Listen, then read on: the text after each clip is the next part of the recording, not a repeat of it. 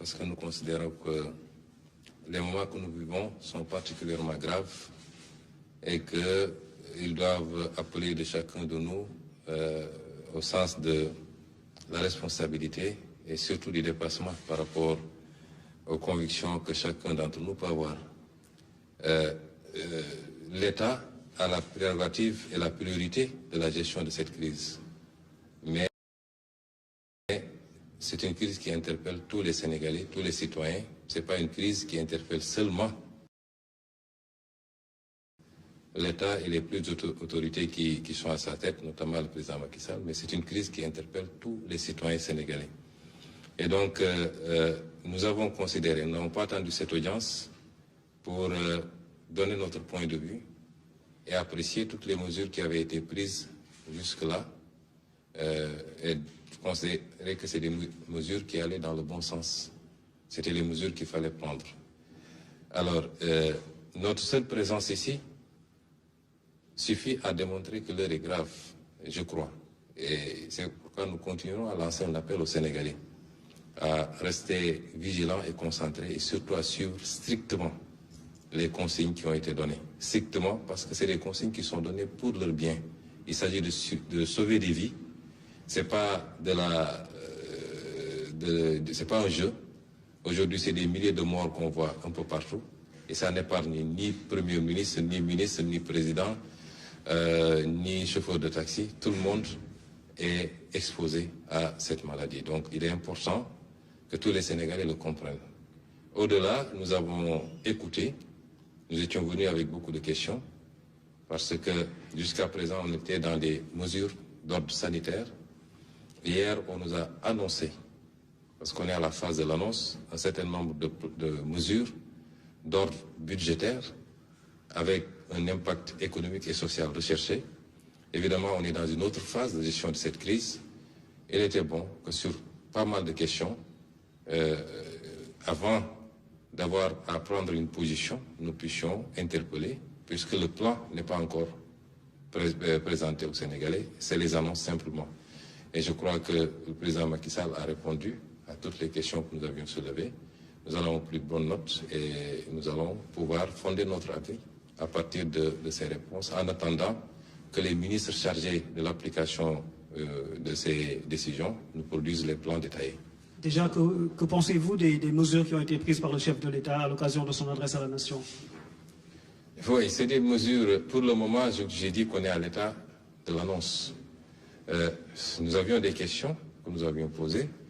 La première, c'était la nature de l'état d'urgence. Est-ce qu'elle est générale ou est-ce qu'elle est d'ordre strictement sanitaire? Nous avons demandé au président de la République s'il envisageait d'aller au-delà en invoquant les dispositions de l'article 77 de la Constitution, parce que ça nous interpelle. Je ne vous dirai pas pourquoi maintenant. Nous avons considéré également qu'on n'a pas encore les détails sur qu'est-ce qui va alimenter ce fonds, 1000 milliards. Vous savez, aujourd'hui, nous n'avons pas de marche. La Banque centrale européenne a dégagé une enveloppe de 750 milliards d'euros. Le Fed aux États-Unis a dégagé une enveloppe de 500 milliards, mais la BCEAO ne peut pas dégager d'enveloppe parce que nous avons une contrainte liée à notre monnaie, simplement. Après, qu'est-ce qui reste? C'est de recourir au budget et reconnaître tous qu'il va falloir qu'on creuse le déficit. Il faut recourir au FMI, droit de tirage spéciaux. Peut-être on a 100, 150 milliards à tirer là-bas, peut-être la Banque mondiale. Mais ensuite, il faut réorganiser notre budget. Mais nous voulons voir tous ces détails. Il faut de l'argent pour gagner une guerre. Il faut chercher cet argent. Nous avons été rassurés que l'argent, nous l'aurons. Après, où va cet argent? C'est aussi important. Il ne faut pas que cet argent soit dépensé simplement à acheter des 4x4 pour des soi-disant structures qui vont lutter contre le virus, ou bien que dans l'allocation de cet argent-là, ça profite à quelques lobbies et que ça n'aille pas vraiment à la gestion de la crise. Ça, c'est extrêmement important. Et c'est un plan détaillé qui nous permettra de voir. Déjà, j'ai dit carrément au président que je ne suis pas d'accord avec les mesures fiscales du moins. Les mesures d'annulation de dette fiscale, surtout quand c'est fait de manière généralisée, ne sont jamais de bonnes mesures.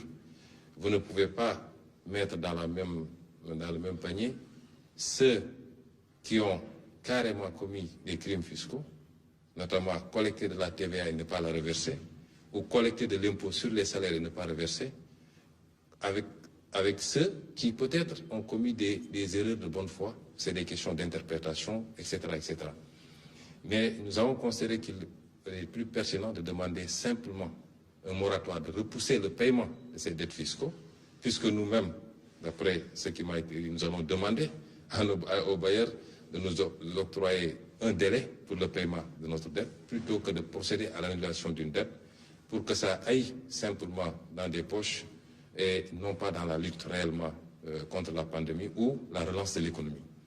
Ça, c'est les problématiques que nous avons posées. Nous avons considéré que les 50 milliards alloués aux mesures sociales nous semblent assez peu. Notamment, si vous avez une enveloppe de 1000 milliards, vous connaissez la situation du pays. Je crois qu'il faut envisager mettre un peu plus. Nous n'avons pas entendu de mesures pour les salariés, par exemple, également. Il n'est pas question pour nous de dire, oui, les gens ne vont pas payer ceci ou cela. Il y a beaucoup de choses qui se disent, on ne paye pas le loyer, on ne paye pas l'eau, on ne paye pas l'électricité. On n'est pas à ça, puisqu'on n'a pas prononcé une mesure de confinement. Les gens peuvent continuer plus ou moins à vaquer à leur occupation, mais il faut envisager des mesures pour accompagner ces pans, parce que beaucoup de gens dépendent de ces salariés. Et nous avons également abordé des préoccupations, toujours par rapport à l'utilisation de cette enveloppe et surtout au contrôle de cette enveloppe. D'où la pertinence de la question sur le recours à l'article 77 de la Constitution. Nous considérons qu'il faut absolument, évidemment, nous sommes en crise, ça justifie cette solidarité et qu'on mobilise les fonds, mais en aucun cas, il ne faudrait qu'un seul franc destiné à ce combat se retrouve ailleurs que de droit. Et ça, c'est extrêmement important. Et c'est une gestion transparente et rigoureuse qui nous le permettrait. Nous ne voudrons pas que la crise serve à justifier un certain nombre de comportements et que l'argent qui a été mobilisé et qui sera dans tous les cas payé par les Sénégalais. Il faudra un effort national, un sacrifice pour que cet argent-là soit payé par les Sénégalais. Il ne faut pas que cet argent-là se retrouve ailleurs que dans la lutte contre le virus, mais également dans la relance de l'économie qui sera impactée par cela et surtout dans les mesures d'appui sociaux. Ousmane Sonko nga ñëwoon tey